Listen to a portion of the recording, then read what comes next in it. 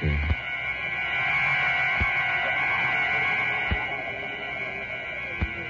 Spawn of the subhuman.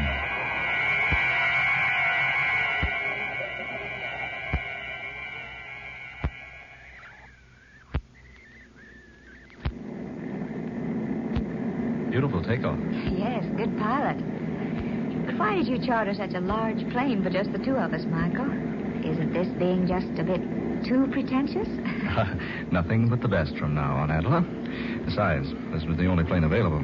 You can unloosen your safety belt now.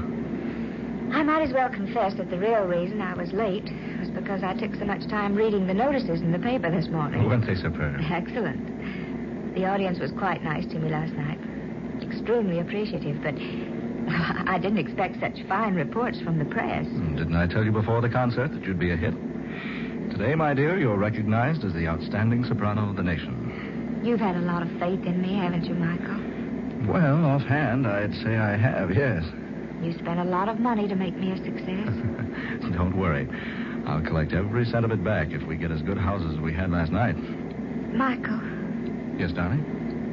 Do you feel, well, rather strange? Strange? No, dear. Why? I feel like something is going to happen. What makes you say that? I don't know. A feeling of impending danger just seemed to come over me all of a sudden. Danger? What possible danger could we be in? I don't know. But I've had this feeling before. It's like someone had spread a shroud down over this airplane. Oh, now that's a peculiar way to talk, Adela. It's the same sort of feeling I had that day Stefan disappeared. Stefan Wilder? Yes. Adela. I was riding in my car that day. I'd been to a matinee with several of my friends. We'd had a glorious time. I was quite happy. So I drove out into the country with the top down on my car. The wind was blowing against the car, just as it's blowing against the plane now. And the sun was glistening on the bright metal of the car, just as it's glistening on the wing out there. Darling, please don't think of that now. Oh, it was a lovely day. Just like today. My heart was very light. I was happy. Thrillingly happy. Stefan and I were to be married within a week. Adela, please. And then, for no reason at all, I had that strange feeling. It just came out of nowhere and settled down around me like a huge cloth might cover the body of someone who had just died. Don't talk that way, darling. It was the strangest feeling I'd ever experienced. Weird. Terrible.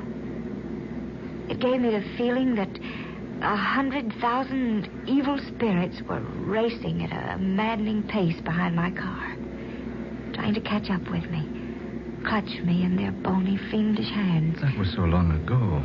5 years. So long ago. It seems like yesterday. Then, when I speeded up the car, something began to pound in my ears. It's pounding there now, Michael. It's pounding there now. Adela, please. The faster I drove, the more that evil shroud hung over me. I gave the car more gas. More. And then... When they found you in the wreckage, they thought you were dead. I couldn't make the curve. The motor had reached full speed. I could think of but one single danger. The invisible danger that raced there behind me, striving to catch me in its hold. But there was no one. Nothing. Oh, but there seemed to be. And what was so strange, all of a sudden that bright day vanished. Just vanished. Clouds came out of nowhere and hid the sun from sight. Darling, I'd better pull down this shade on the window. Oh, Michael, wait a minute. Look. Look outside. Clouds. We're flying below them. And they've completely blotted out the sun. The sun will be out in a minute. Oh, it's just like that day. Clouds hiding the sun. Just like they did that day. Oh, just a coincidence. Dark, dreary clouds. followed by loud bursts of thunder. Listen. Oh, Michael. What does it mean? Nothing at all. Just a thunderstorm. Pilot will go up and fly above it. Why didn't he go up above the storm when he saw it? Oh, I don't know. Because he didn't see it, that's why. Certainly he did. No, it came up. Just like that day 5 years ago. Out of nowhere. It came up before the pilot was even aware of it. Oh, nonsense. It wasn't nonsense 5 years ago. First clouds, then the thunder, then it began to rain. Well, look for yourself. It's not raining now. It's nothing but an electrical storm. See, we're going above it. Oh, Michael, I'm frightened. There's nothing to be frightened about. There, look. There's the sun again. It was all so strange. That feeling. The clouds hiding behind the sun. The thunder. Sure, but no rain. Mr. Brock? Oh, Michael. Darling, just the pilot talking to us over the talkback system. Push that button right there so I can answer. Mr. Brock, Miss Rhodes. Yes, pilot, what is it? Don't be alarmed about the storm. We're above it now. Oh, yes, thank you. Just an electrical storm, isn't it? No, sir. It's more than that. It's raining cats and dogs down there. Michael. Rain. Oh, Michael. We're up above the storm. Nothing can harm us here. You remember, don't you? I never saw Stephen Wilder again after that experience I had 5 years ago. Yes. Yes, I remember. No one ever saw him again. He just disappeared. Please, darling, don't think about it anymore today. You're tired. Perhaps a little rest would do you good. Oh, yes, you're right. I am tired. Just lie back and relax then. Honestly, sweet, there's nothing to be worried about. We just happened to run into a storm when you thought about that old experience of yours. I wonder, Michael. I wonder if we did just happen into the storm.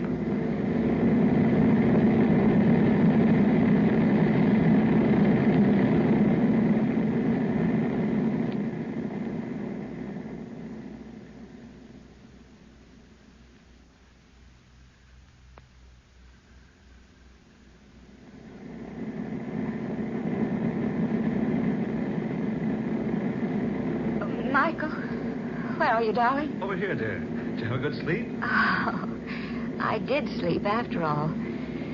Why are the lights out? Oh, I turned them out so you'd sleep as long as you could. Yeah, I'll switch them back on. There. What time is it? 9:30. 9:30. Oh, Michael, I've been asleep more than 8 hours.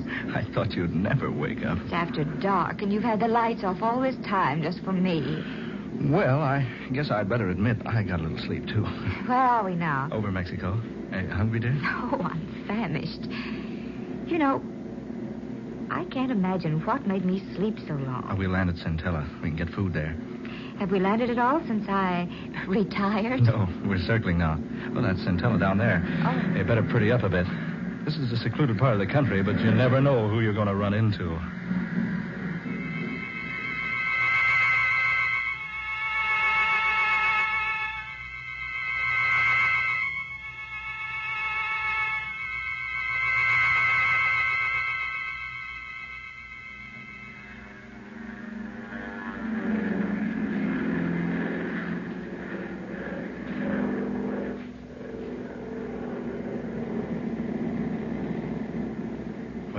That was Centella. How long before we're in Monterey? Oh, about an hour. Did you get good reservations? The best. Did you enjoy your dinner? Oh, immensely. That was a nice place. Certainly a rough landing field, though. Well, it's not actually a landing field. We had to land someplace to refuel before we got to Monterey, so I picked Centella. I enjoyed it. A quaint little place. It's a funny thing, Michael. Did you notice the plane? What do you mean, dear? It didn't look a bit like it had been in a rainstorm. I thought you'd forgotten all about that. Of course, it didn't look like it. We flew above the rain before it started. Oh, yes, that's right. Well, if you don't mind, I'm going to spend the next hour looking through my fashion magazines before we land at Monterey.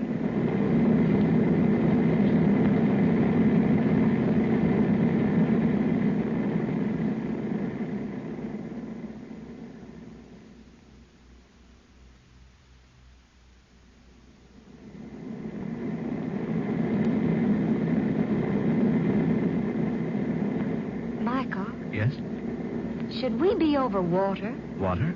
Why, no, of course not. Well, we are. There's water all around us. Well, let's see.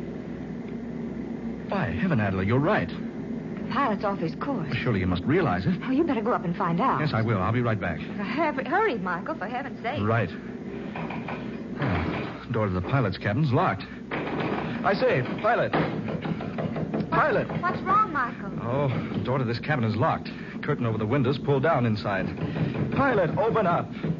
Look, he's raising the curtain. Michael. Good Lord. A thick, hairy arm. Michael. That's not our pilot at the controls. It's a monkey. A gorilla. Oh, Michael. Are we dreaming? No. No, it's true. A live gorilla piloting our plane. But that's impossible. No, confounded door's locked. Open this door. Open up. Oh, Michael, be careful. Look at him. Peering back at us with little beady eyes. And an expression on his face that almost human. This is fantastic. How in the world did we ever come to be in the air with a creature like that? We had our regular pilot when we landed at Centella. I saw him climb down out of the cabin. So did I. But I never did see him again before we took off. Naturally, his back was to me when I gave him the go-ahead signal. Oh, Michael. Michael, now what? Oh, we're over land. He's bringing the plane down. Oh, Michael.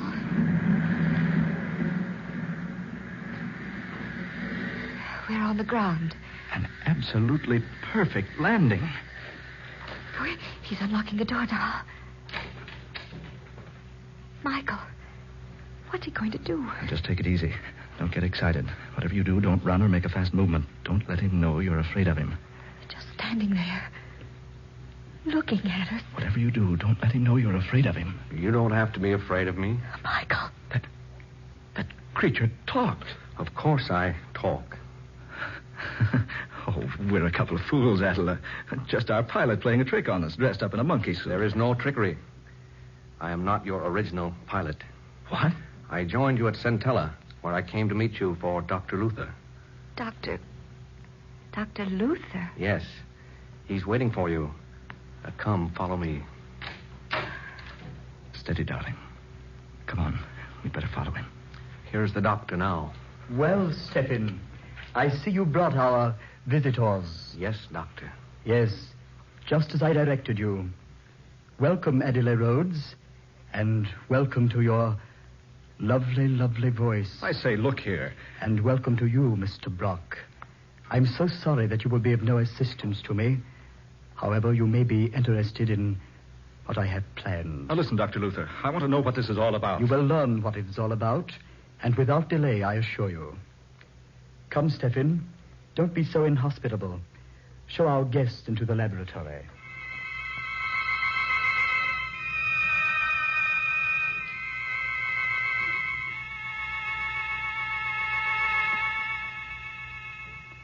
Sit down over there, my dear. Over here, Mr. Brock. Michael. Dr. Luther, I demand an explanation. Where are we? Why have you brought us here? You're too full of questions, Mr. Brock. I've already told you I'm about to show you why I brought you here.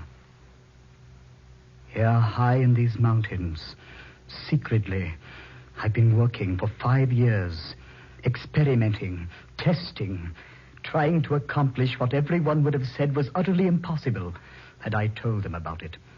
But I didn't tell anyone. Instead, I came here and built this laboratory.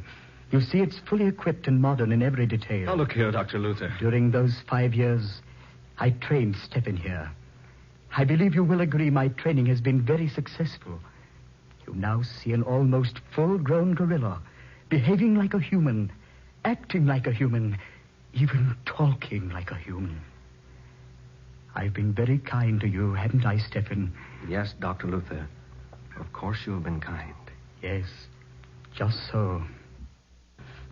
Scientists back there in your world, my dear Miss Rhodes, will tell you it's impossible to completely train a gorilla. That is the second point in which I've proved them wrong. Stephen, sing for us. Yes, doctor. Mi, si può, signore, signori. Doesn't he have an excellent voice? Michael. Did you hear that? Impossible. Sing again, Stephen. Oh! Oh!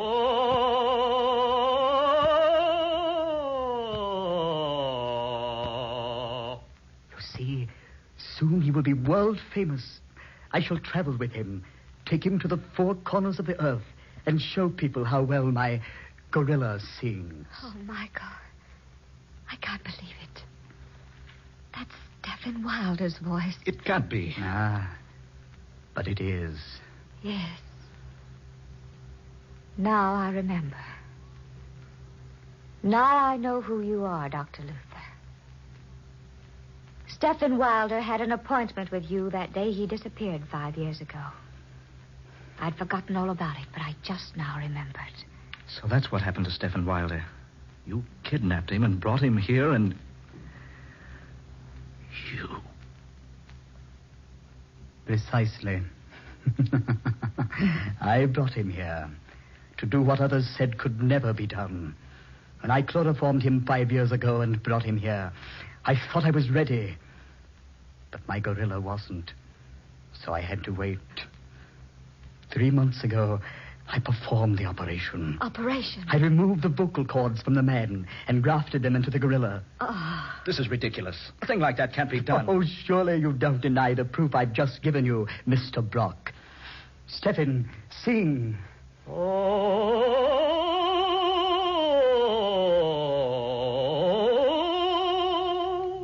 You recognized that voice, Miss Rhodes, the moment you heard it, because you'd sung operas with Mr. Wilder so much. That was the way he sang. To exercise his voice. Don't you both realize what I have here? The secret of an untold wealth. Why, besides knowing how to train this ferocious and morose type of animal, besides knowing how to transfer human vocal cords successfully, I have something I can exhibit to the world to prove my knowledge. Think of the fortune I can amass, because people will pay immense sums to see and hear my singing gorilla. Stop it. Stop it, I say. Why have you brought me here? Surely you could have spared me this. I will tell you why, Miss Rhodes. If you and Mr. Brock will step over here... The only place we're going to step is out of this place. You will do as I ask. Step in. These people are not to leave. Very well, Dr. Luther. Over here, if you please. Better do what he says, Adler. There. Go through this plate glass. Look into the next room. Another gorilla. Yes. Isn't it a fine specimen? Fine specimen? Yes, she. She? Oh, no. No. You're not planning. I've trained her very carefully. She was so much more responsive than the male. Now that she's able to obey me, I'm quite ready for the rest of my plans for her. Oh, no. No, you can't. I won't let you. I'll say he can't. Neither of you will be able to prevent it. Soon I'll tour the world with the most amazing exhibition on earth. A male and a female gorilla singing all the world-famous operas. Look here, you... Wait a minute. I just happened to think of something, Doctor. Yes? Do you remember the day Stephen Wilder had that appointment with you 5 years ago? Yes, certainly I remember. I'd been planning to obtain possession of him so I could bring him here. I was most pleased when he called and asked for an appointment. But did he tell you why he was calling upon you? I know. No, he didn't. He came to you, Dr. Luther, because he was losing his voice. You must be wrong. I am not wrong. I am the only one he told about it. It had been worrying him for a long time. You see, the more he sang, the worse his voice became. He was gradually losing it. But that's impossible. Do you think so, Doctor? You're a specialist on that subject. That's why he was coming to you that day. No, you must be wrong. After all the work I've done. Your gorilla will lose his voice, Dr. Luther. And I assure you, before you'll do anything to me, I'll see to it that my voice is ruined, too. He won't. He can't. He's an excellent voice. Excellent. Yes, of course he is. We've worked together. I've trained him. His voice can't go bad on me now. Not now. Just when it's finally successful. Oh, you'll see, Dr. Luther. No, you're wrong. You're mistaken. He'll sing all right. He won't lose his voice. Will you step in? No, of course not. You're in an excellent voice, Stephen. Sing. Sing your head, Stephen. Sharon. Si può, signore, signori. There. You see? Did you hear that? A beautiful quality. Beautiful tones. Oh, Maria. Listen, Doctor. Stephen! What's wrong? Try again. Oh, Maria. Now you think I'm wrong. So, it's true. Stephen, you devil. After all I've done, after all my work, this is what I get as a reward. I've sacrificed everything. My position, my career, all my money, and this is what happens. Well, there's one way, Stephen. By heaven, there's one way. Get back, Adela. He got a gun. No, Dr. Luther. That bullet hit that beast, but look at him. Stop!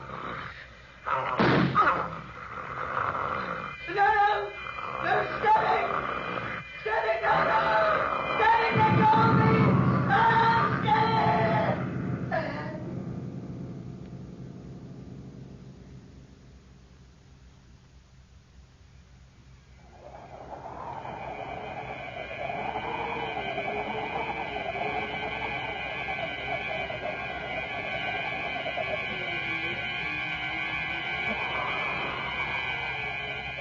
Dark fantasy.